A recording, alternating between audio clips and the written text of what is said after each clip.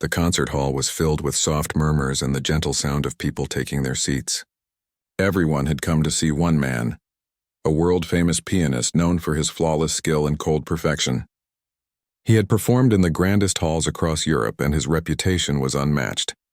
Cameras flashed as he entered the stage, bowing slightly before taking his seat at the grand piano. The audience watched in silence as his fingers moved over the keys, filling the room with a melody that felt powerful and proud. When the last note faded, the applause was thunderous. He smiled slightly, but it was the kind of smile that didn't reach his eyes. To him, music was not about emotion anymore. It was a competition he had already won. After the performance, people gathered around him asking for photos and signatures. Among the crowd stood a little girl with light hair and dark glasses holding a white cane. She looked fragile, standing quietly beside her mother. The girl had been blind since birth, but she loved music more than anything in the world. She couldn't see the piano, but she could feel it through sound and touch. Her dream was to one day play like the man standing just a few steps away. Her mother held her hand tightly, nervous about how others might react if the girl spoke. The famous pianist noticed them when the girl's mother softly asked if her daughter could touch the piano, just once. The hall had emptied out a little, and he turned toward them with a raised eyebrow. "The piano?" he repeated, sounding surprised. "This piano is not a toy. It's a concert instrument worth more than a car." Some people nearby chuckled quietly, thinking it was a strange request. The girl, unaware of the looks and whispers around her, smiled and said gently, "I just want to feel how it sounds when I press the keys." The pianist sighed and crossed his arms. "Young lady, music is not a game. You can't just touch and play without learning first." His words made a few people laugh again. The girl's mother started to apologize, embarrassed and hurt. But the girl shook her head and said softly, "I can play a little. I listen and remember." Her voice was so calm and sincere that for a moment even the pianist looked uncertain. Then with a smirk he said, "Very well then. Go ahead and show us what you can do." The girl moved toward the piano carefully, guided by her mother. The crowd gathered again, curious to see what would happen.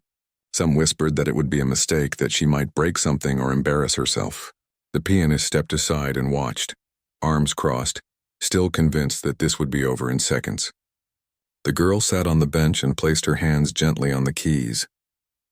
Her fingers trembled for a moment, then grew still as if she was listening to something deep inside her mind. Then she began to play. At first, the notes were soft and unsure, like someone finding their way through the dark, but then slowly they became stronger, fuller, more alive. The melody she created wasn't one of the pieces the famous pianist had played earlier. It was something else entirely, something pure and emotional. Every note carried warmth and longing. Every pause felt like a heartbeat. The sound filled the hall and wrapped around everyone standing there. The laughter stopped. The whispers faded. Even the pianist, who had been smiling mockingly, now stood perfectly still. The girl swayed slightly with the rhythm, her head tilted as if she could see the music in her mind. Her fingers moved gracefully, pressing each key with perfect control. It was not about perfection. It was about feeling. When she reached the final note, she let it linger for a moment before lifting her hands. Silence followed.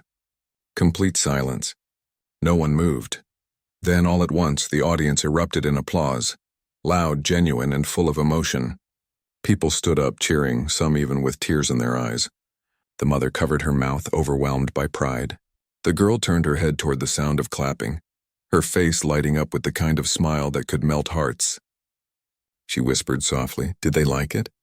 Her mother hugged her tightly and said, "They loved it, sweetheart." They really did. The famous pianist stepped closer, his expression unreadable. For a long moment he just stared at the girl, then at the piano. Finally he said quietly, "What you just played? How did you learn that?" The girl shrugged and said, "I listen. I feel the music. It tells me what to do." The simplicity of her answer struck him deeply. He had spent his life chasing perfection, yet here was a blind child who played from her heart, without ever seeing a note. The people in the hall began whispering again, but this time their voices were filled with admiration. Some approached the girl, thanking her for the beautiful music. A few even apologized for laughing earlier. The pianist didn't say anything more, but his eyes looked softer, almost humbled. He turned away for a moment, as if thinking about his own journey.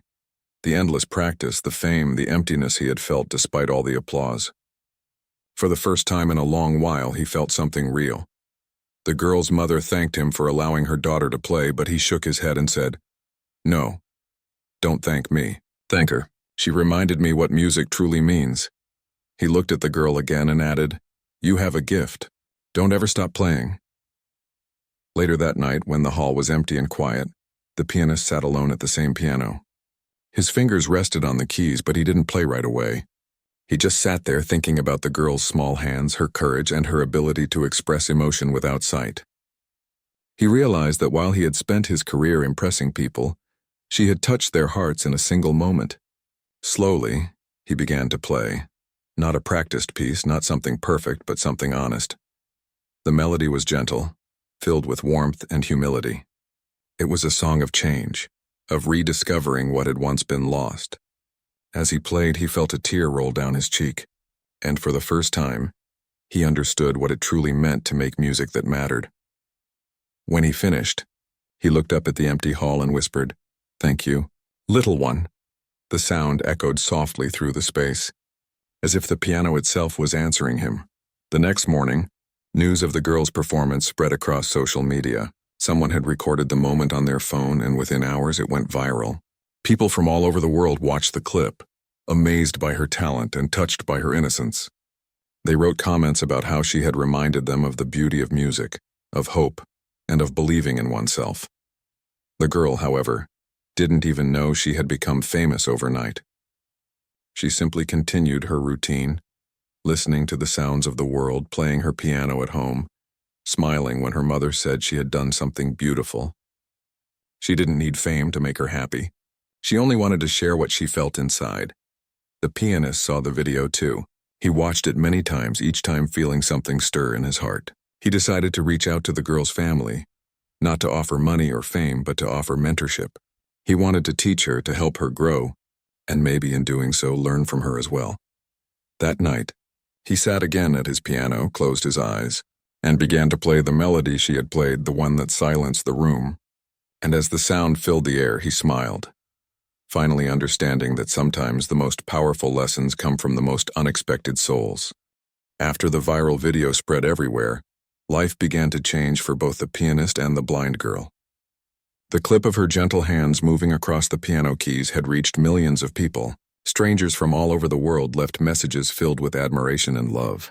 They said her music touched something deep in their hearts, something pure that they hadn't felt in a long time. But for the little girl, everything still felt the same. She didn't know much about fame, likes, or followers.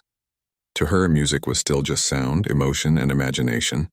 Every morning she would sit by her small piano at home, touching the keys carefully and smiling as she played. Her mother, however, started to receive many phone calls and emails. Some came from journalists, some from teachers, and some from musicians who wanted to meet her daughter. One message stood out among them. It was from the famous pianist himself. He asked if he could visit their home. The mother hesitated for a moment. She remembered how he had first laughed at her daughter, but she also remembered how his tone changed that night after hearing her play. She agreed, hoping this meeting might help her daughter's future. When he arrived a few days later, the girl was sitting near the window, listening to the sound of rain. The pianist stood quietly at the door, holding a small bouquet of white flowers. He looked different from the night of the concert. There was no crowd, no arrogance, no cameras, just a man who looked thoughtful and humble. The girl smiled when she heard his voice. "I remember you," she said softly. "You're the one who plays fast." Her innocent words made him laugh for the first time in months. "Yes," he said, "but you play beautifully." They sat by the piano and he asked if she would play something again. She nodded and began a tune that she had made herself. Something simple but full of heart. As she played, he watched her hands, noticing how she felt each note rather than just pressing the keys. There was no rush, no pressure, only emotion. When she finished, he said, "You have a gift, but I want to help you make it even stronger." The girl tilted her head and asked, "Will it still sound like me if I learn too much?" The question surprised him. He thought for a moment before answering, "Yes, if you keep your heart in it." Music is not about learning the right notes, it's about keeping your soul inside every sound. From that day, he began visiting her once a week. He taught her gently, without the strictness he used to have with other students. He didn't want to change her. He only wanted to help her grow.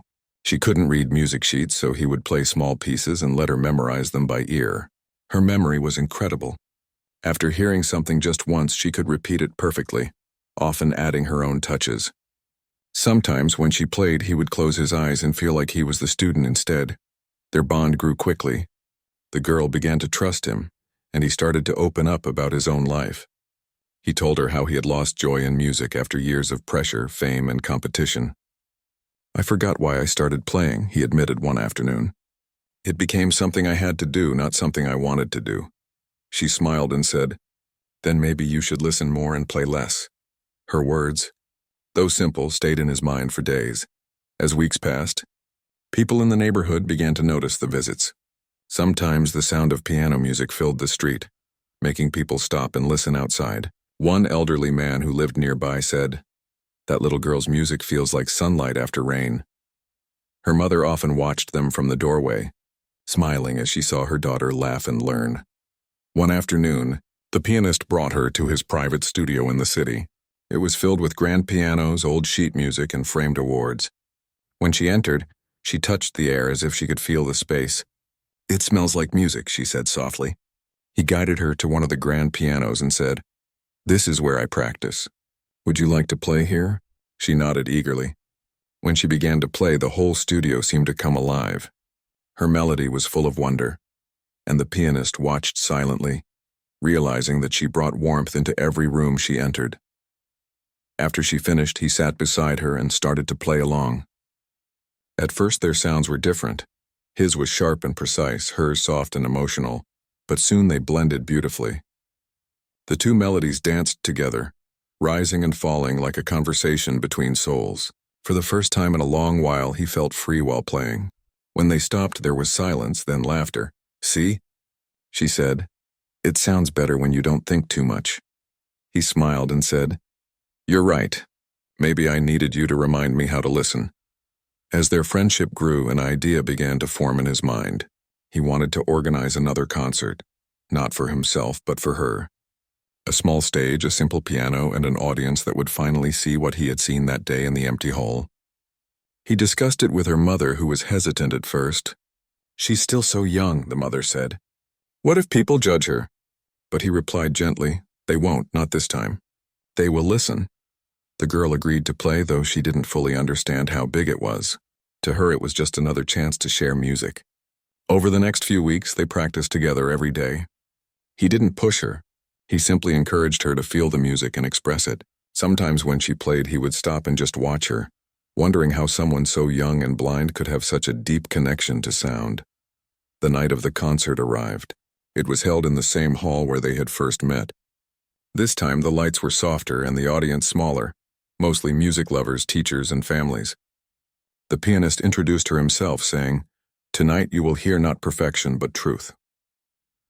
The little girl walked to the piano with calm steps. The hall was quiet and the crowd waited, remembering her from the viral video. She sat down and placed her hands gently on the keys. The first note rang out softly, clear as crystal. Then another and another until the melody flowed like a river. She played one of her own compositions, a piece she had created from the sound of rain, wind, and her mother's laughter. The audience sat in stillness, listening as if the world itself had stopped breathing. Halfway through the piece, the pianist joined her on stage, adding a gentle harmony beneath her melody. The combination was breathtaking. Two souls, one young and blind, the other experienced and weary, blending into a single sound. It was not a performance anymore. It was a conversation between hearts. When the final note faded, the audience remained silent for several seconds before bursting into applause. Some stood up cheering, others wiped away tears. The little girl smiled and turned her face toward the sound. "Are they clapping again?" she asked softly.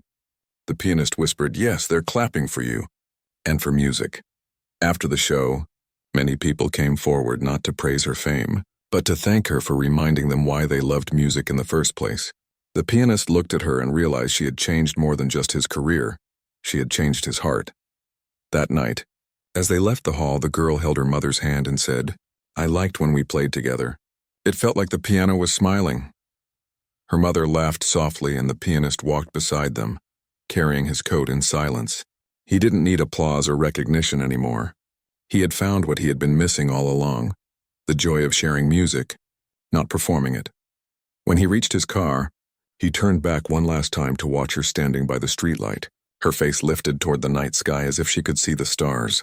In that quiet moment, he knew that this was only the beginning of something extraordinary. She wasn't just a talented blind girl. She was a reminder that real music didn't come from sight, fame, or perfection. It came from the heart. After the concert that moved everyone to tears, life began to change once again for the little blind girl and the pianist. The performance became the talk of the city.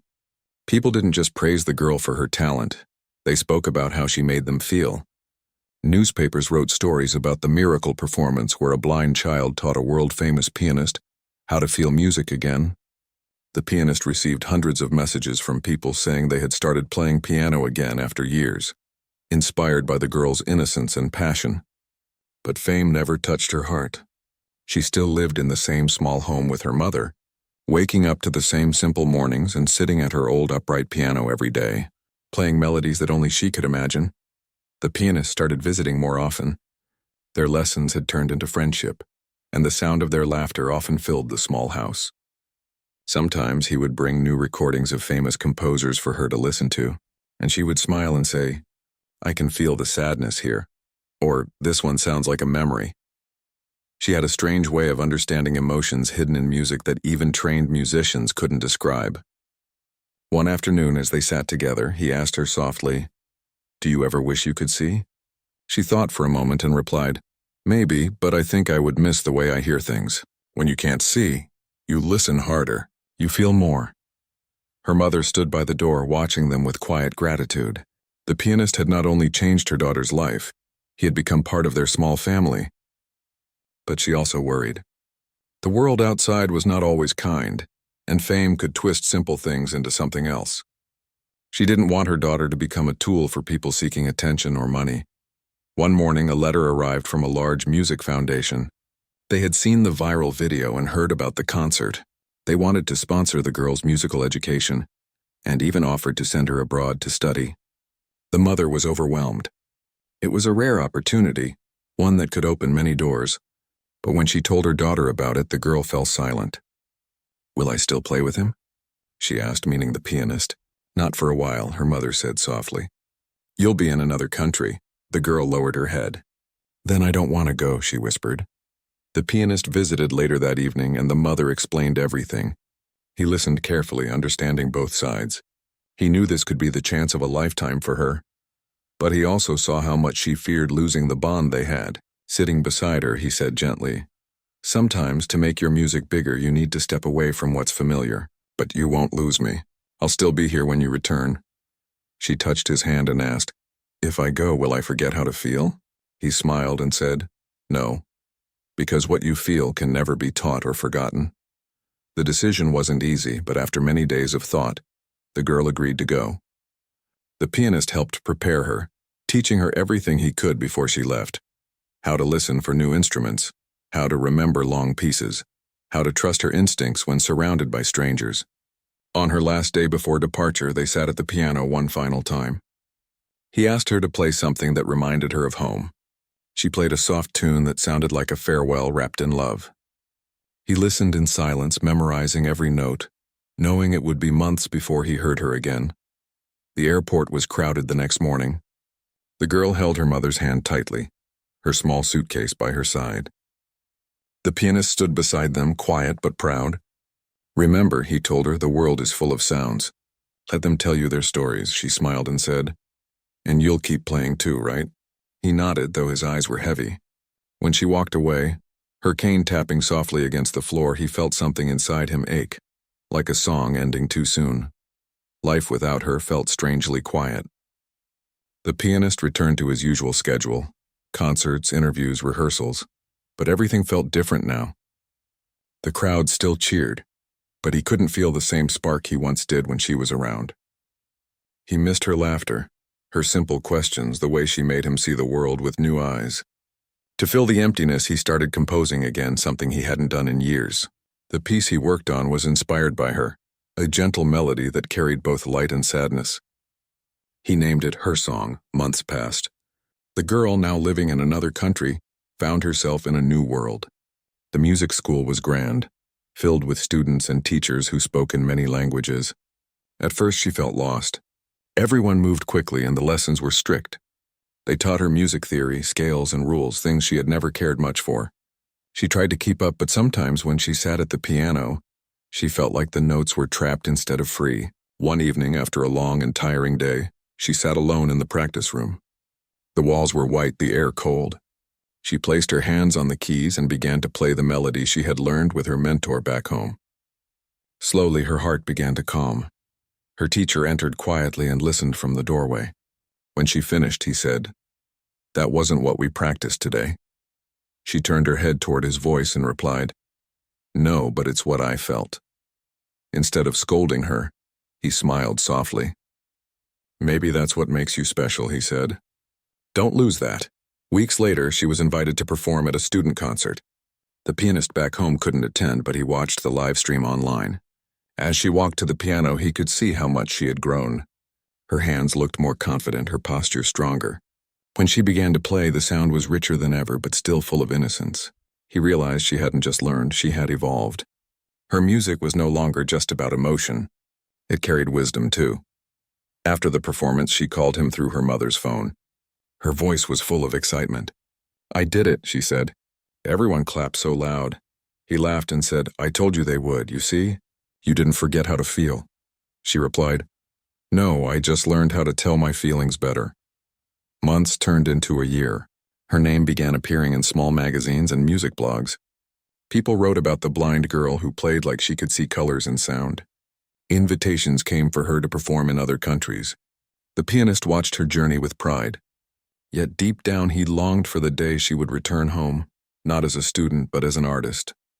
When that day finally came, it was late summer. The sun was warm and the streets smelled like blooming flowers. The pianist was at his studio when he heard a familiar soft knock at the door. He opened it and froze. There she stood, taller now, holding her white cane, smiling widely.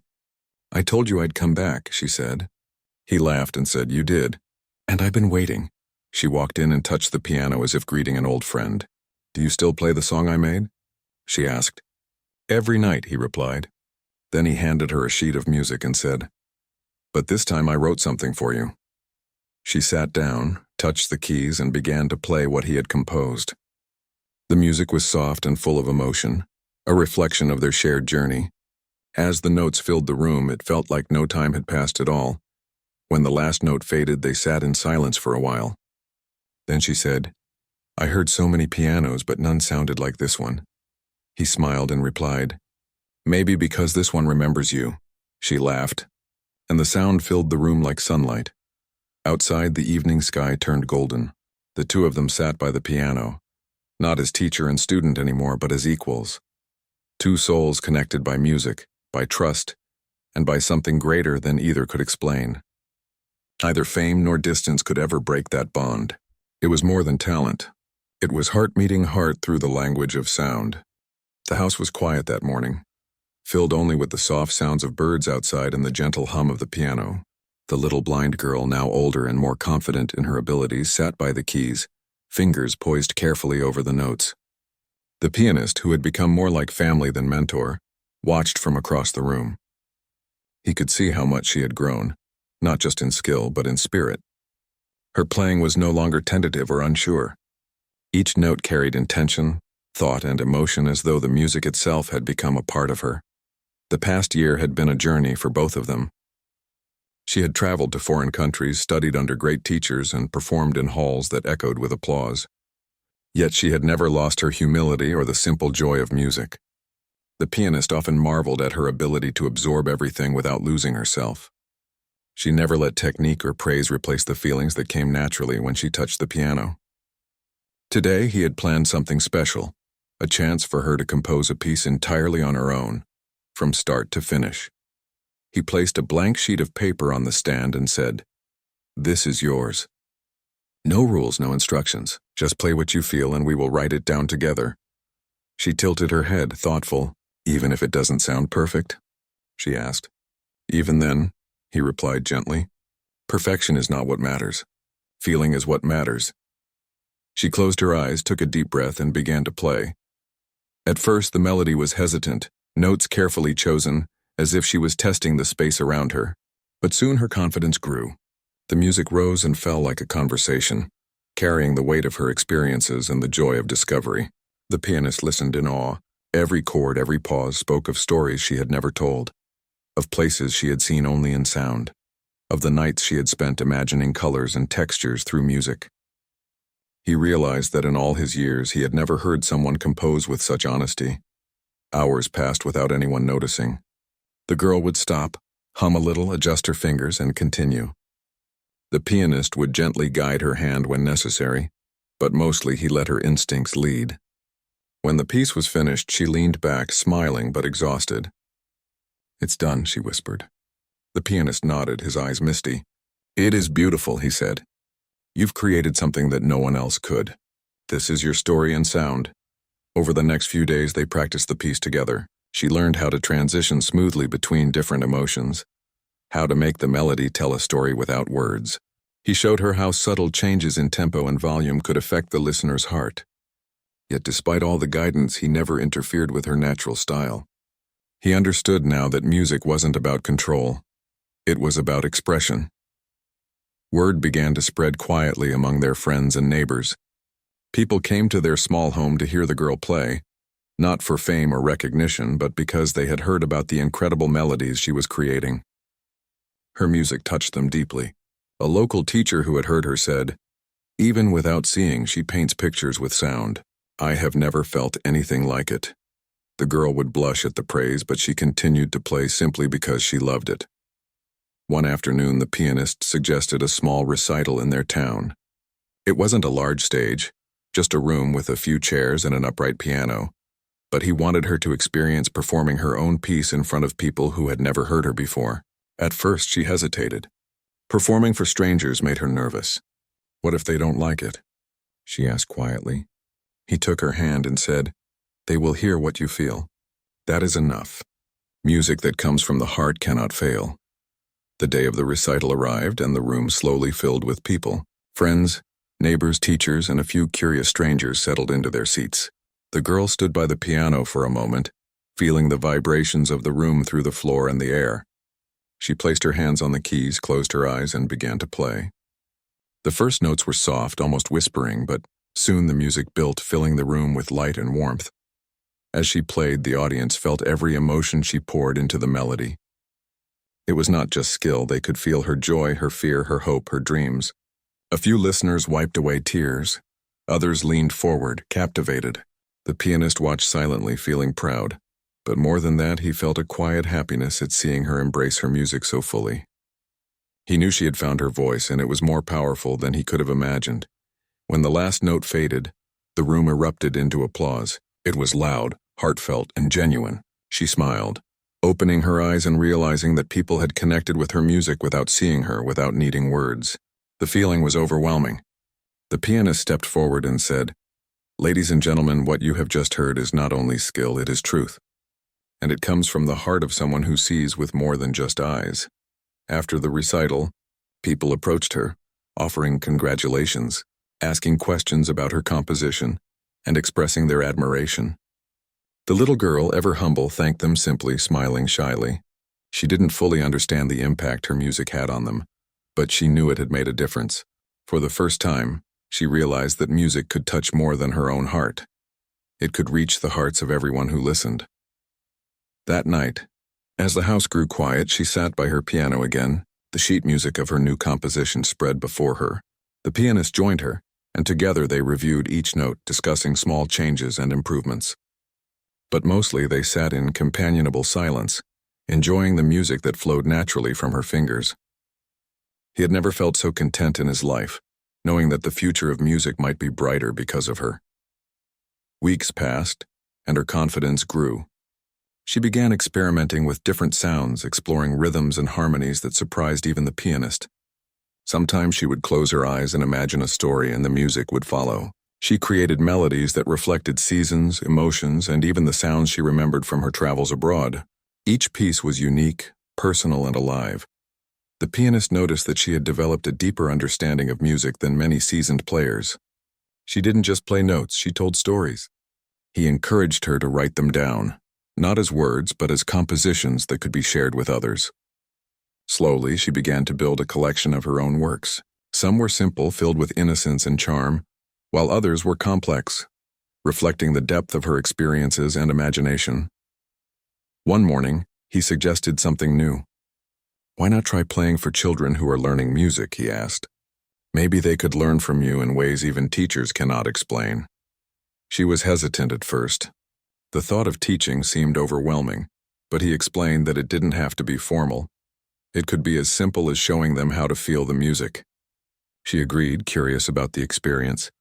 They organized a small session at a local school. A group of children, some beginners and some a little more advanced, gathered around. The girl guided them, showing them how to listen closely, how to feel each note, how to let their emotions guide their fingers.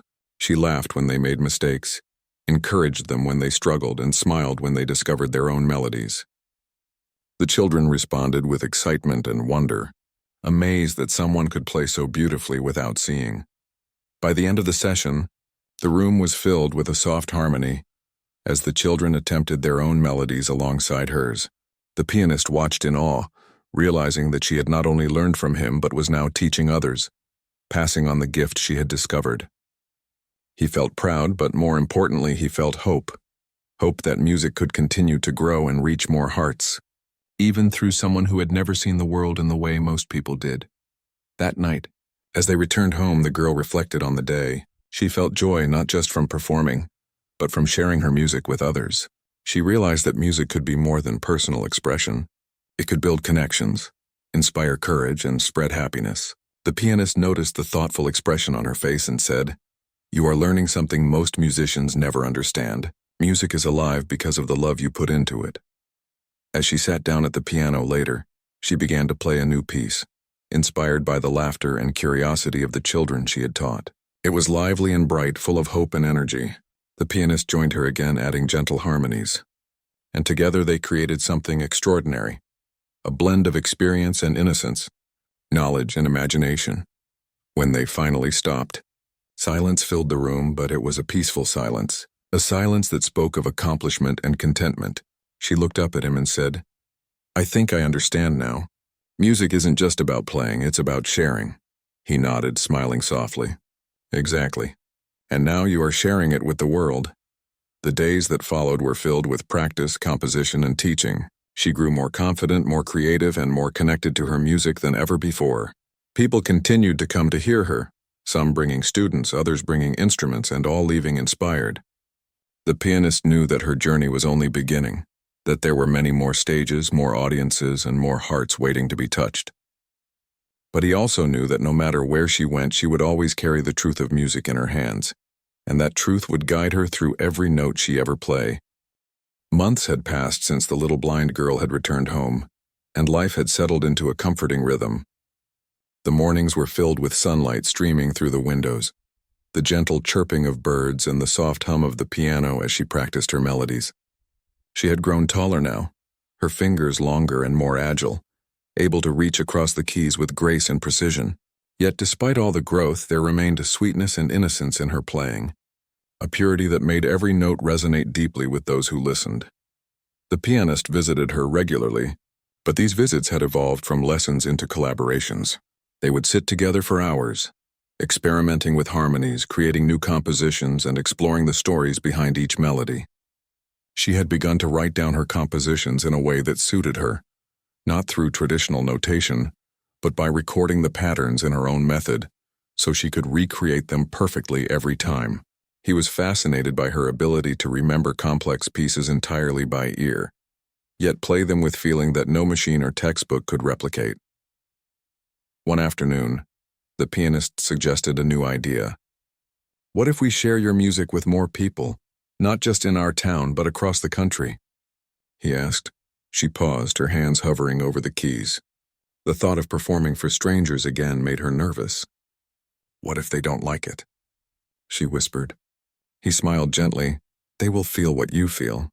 That is all that matters." After thinking for a while, she nodded. "Okay," she said. "Let's do it." They began planning a series of small concerts in nearby towns and cities. Each performance would be intimate, allowing the audience to feel the music in a close, personal way. The first concert was held in a local community center. Chairs were arranged in a semicircle around the piano, and soft lighting created a warm, welcoming atmosphere. People arrived early, curious to see the blind girl whose music had already touched so many hearts online. When she walked to the piano, her cane tapping softly on the floor, the audience fell silent. She placed her hands gently on the keys, closed her eyes, and began to play. The melody started softly, almost hesitantly, but as she felt the music flowing from her heart, it grew richer and more confident. The pianist sat beside her, adding subtle harmonies that complemented her improvisation. Together, they created a sound that was alive, breathing, and full of emotion. The audience sat mesmerized, some leaning forward, others closing their eyes, letting the music wash over them. After the performance, the applause was overwhelming. People stood cheering and clapping, many with tears in their eyes. Some approached to thank her, others simply wanted to share how her music had moved them. The girl, shy but proud, smiled and whispered, "I just played what I felt." The pianist nodded, understanding exactly what she meant. It was never about fame or recognition. It was about honesty, emotion, and connection. The concerts continued, each one drawing more people. Word spread quickly, and soon invitations came from schools, community centers, and even small theaters in other cities. She began to travel more often, experiencing new places and meeting people who shared her love for music. Every journey was an adventure. She would explore the sounds of the streets, the rhythm of the trains, the whispers of wind through the trees, and then turn them into melodies on the piano. Each composition told a story, a reflection of the world as she experienced it. During one trip, she visited a music school where children with disabilities were learning to play instruments. The moment she entered, she felt a deep connection with them. She guided them patiently, showing them how to feel each note and trust their instincts. Some of the children had never experienced music in such a personal way before. They laughed, stumbled, and celebrated small successes together. By the end of the session, the room was filled with a harmony that was imperfect but alive, and she felt a joy unlike any she had known before. Her mother often accompanied her on these journeys, always proud but sometimes anxious. She worried about the long travels, the crowded rooms, and the pressure of performing. But she also saw the transformation in her daughter, how confident, independent, and happy she had become. One evening, as they returned home after a long day of performances, her mother said softly, "I am proud of you. You are growing into someone extraordinary." The girl smiled, holding her mother's hand gently. "I just want to make music that feels right." The pianist noticed the change in her as well. She was no longer just a student. She was a true musician, capable of creating, teaching, and inspiring. One evening, he handed her a small notebook and said, "Write down your dreams. They may become the next melodies." She took it carefully, running her fingers over the cover, and began to describe in words what she often expressed through music: the sound of rain, the rustle of leaves, the laughter of friends, and the feeling of sunlight on her face. Each description became a seed for a new composition, a new story told through the piano. As the months passed, her reputation grew. She was invited to perform at larger venues, and small recordings of her compositions began circulating online. Yet she remained grounded. She played because she loved it, not for the applause or attention.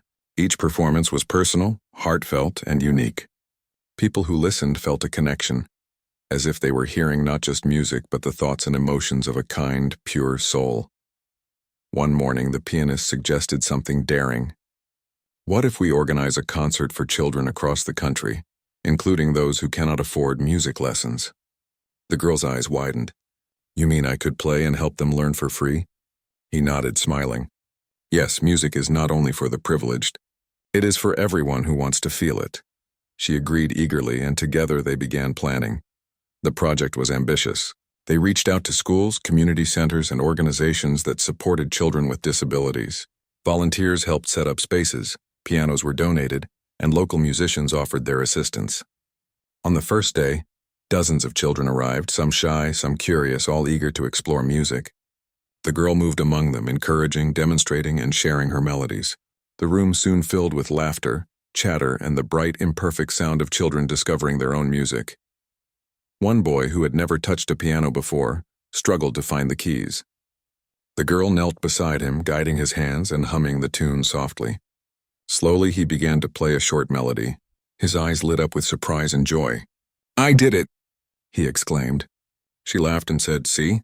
Music tells you what to do if you listen carefully." The pianist watched from a distance, moved by the scene. He realized that her gift was not just in her own music, but in the way she could inspire others to find their own voices. The success of these workshops led to a larger project. They began traveling from city to city, bringing pianos and music lessons to children who would otherwise never have access. The little blind girl, once underestimated and mocked, became a beacon of hope and inspiration. Through her performances and teaching, she showed that limitations do not define talent, that perseverance and love can create extraordinary beauty, and that music is a universal language that transcends sight, words, and boundaries. Despite the growing recognition, she never lost sight of what mattered most. Every evening she would return home and sit at her small piano, playing for herself and her mother. The pianist would often join her, improvising and creating new harmonies, exploring new ideas, and sharing quiet moments of reflection. These sessions were the heart of her world, a place where music existed not for applause, but for connection, expression, and love. One evening, after a long day of travel and teaching, she played a soft, gentle melody that seemed to capture everything she had experienced over the past year. The pianist listened, closing his eyes and letting the music wash over him. It was a story of journeys, discoveries, and human connection, a story that no words could ever capture fully. When she finished, she looked at him and said, "I think I understand now. Music is not just notes or performance. It is everything we feel, everything we see with our hearts." He nodded, deeply moved. "Yes," he said softly, "and you are teaching the world how to see it." The little blind girl, once laughed at and underestimated, had grown into a musician, teacher, and inspiration. She had learned to listen, to feel, and to share, creating a ripple effect that reached far beyond what she could have imagined. Through her journey, she had shown that music is not about perfection or recognition, but about honesty, courage, and heart. Every note she played carried her story, touching the lives of everyone fortunate enough to hear it. And as she continued to play, teach, and explore, the world around her began to listen more carefully, not just to her music, but to the beauty and simplicity, the power of perseverance, and the incredible strength found in a heart willing to share its gift with others. Years had passed since the little blind girl first captured the hearts of everyone who had heard her play. She had grown into a young woman, her hands strong and skilled, her mind sharp and creative.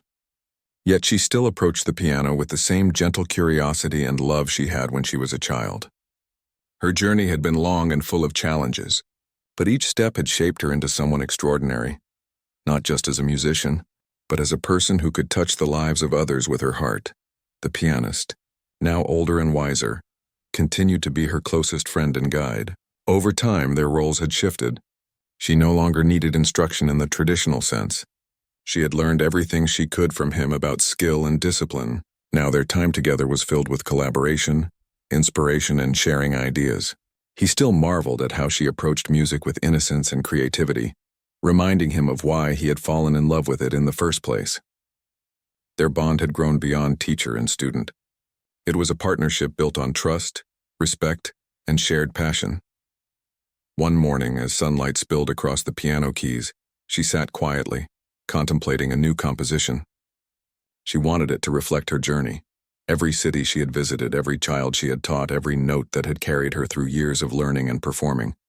She closed her eyes and let the memories flow, imagining sounds and textures, the laughter of children, the quiet hum of distant streets, and the warmth of her mother's hand in hers. Slowly she began to play. The melody was different from anything she had ever created. It began softly, almost as a whisper, then grew in richness and complexity. Each section told a story. Her early struggles with being underestimated, the first time she played for the famous Pianist, her journeys to distant cities, and the joy of teaching others. The pianist sat beside her, adding subtle harmonies but mostly listening, amazed at the depth and emotion she poured into every note. By the time she finished, the room was silent, filled with a kind of awe that could only be experienced through the raw honesty of music. As she opened her eyes, she turned to the pianist and said, "I think this piece tells everything I feel, everything I have learned." He nodded, eyes glistening. "It does, and one day the world will hear it and feel exactly what you feel." Word of her new compositions began to spread. Musicians, teachers, and music lovers reached out to her, asking to perform or study with her. She traveled to festivals, schools, and concert halls, always bringing her own unique touch. But despite the growing recognition, she remained humble and grounded. Her mother reminded her constantly that music was a gift to share, not a tool for pride. And she never forgot the lessons she had learned from the pianist: to play with heart, to listen deeply, and to create for the sake of truth, not applause. One day, an opportunity arose that would test everything she had learned. A renowned music festival invited her to perform on one of the largest stages in the world, alongside other world-class musicians. The audience would be enormous, the cameras countless, and the stakes high. At first, she felt fear and doubt creeping in. What if she made a mistake? What if she wasn't good enough? But the pianist reminded her gently, "You do not play for them. You play for yourself and for the music. Let it guide you." On the night of the festival, the stage was grand and intimidating. Thousands of people filled the seats, the lights bright and blinding. The girl, now a young woman, walked forward confidently, her white cane tapping softly as she found the piano. The audience fell silent. She took a deep breath, closed her eyes, and began to play. The first notes were delicate, almost fragile, but as she felt the music flowing through her, they grew stronger, more vibrant. The audience could sense every emotion she conveyed: the fear, the hope, the joy, the memories of every step she had taken to reach this moment. The pianist watched from the wings, silently encouraging her, proud beyond words. Every chord, every pause carried the essence of her journey. Midway through her performance, she improvised a melody that had not been written or practiced, letting her heart guide her fingers. The audience was captivated, leaning forward as if they could reach into the music and feel her story themselves. She played with abandon, with honesty, and with courage. By the time the final note rang out, the hall was enveloped in silence, a moment of collective breath held in awe of what they had just experienced. Then, the applause erupted. It was not polite or expected. It was raw, passionate, and uncontainable. People rose to their feet, cheering, clapping, some crying openly. She opened her eyes and smiled, overwhelmed by the love and connection she felt. For a moment, she realized the power of music, not as a show, not as fame, but as a bridge between hearts. After the performance, many approached her, some in tears, thanking her for reminding them of the beauty of feeling. Teachers, students, and fellow musicians were amazed not only by her skill, but by her ability to reach so deeply into human emotion. She listened quietly, smiling, feeling humbled. The applause, the praise, and the attention were all secondary to the moment of connection she had created. Later, as the festival ended and she returned home, she found herself reflecting on the journey that had brought her here. She remembered the first time she had been laughed at for asking to touch the piano, the night her music had silenced the concert hall, the months of lessons, the travels and the teaching sessions with children. Each step, each challenge, each moment of doubt had shaped her into the musician she had become.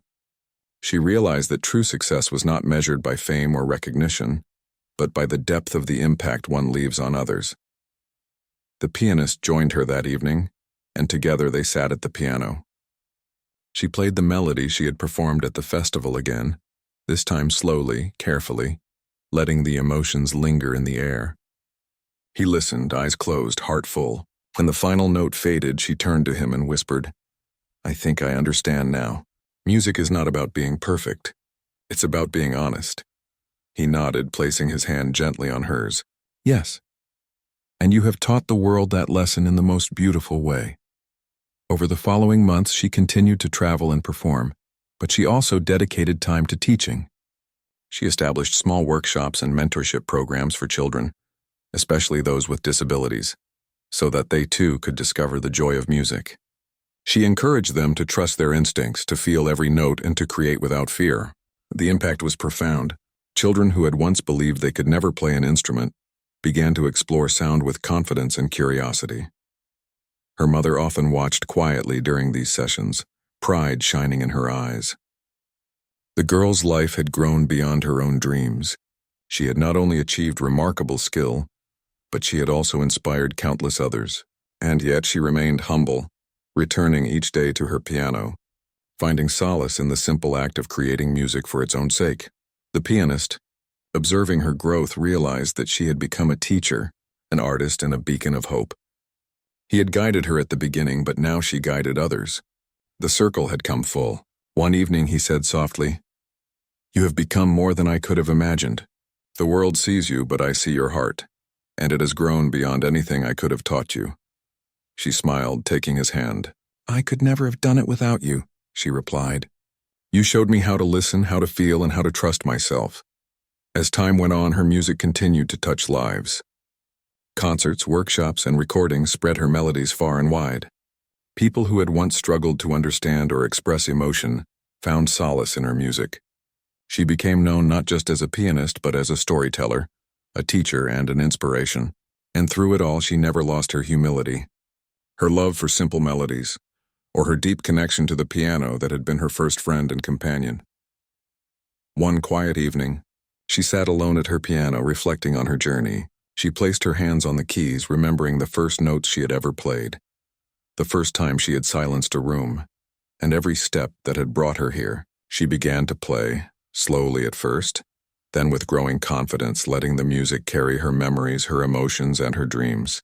The sound filled the room, rich and alive, echoing the lessons she had learned: courage, patience, love, and the power of believing in oneself. When the last note faded, she smiled softly, feeling a sense of completion. Her journey had been extraordinary, but she knew it was not the end. There were still melodies to create, children to teach, hearts to touch, and stories to tell. And through it all, she would play with honesty, passion, and love, the same way she had from the very beginning. The little blind girl who had once been mocked had grown into a woman whose music could silence a room, warm hearts, and inspire generations. She had proven that true talent is not measured by sight or fame, but by the depth of feeling one can share. And as she sat at the piano, fingers hovering over the keys, she knew that her story, her music, and her heart would continue to reach far beyond anything she had ever imagined, touching the world with every note she played.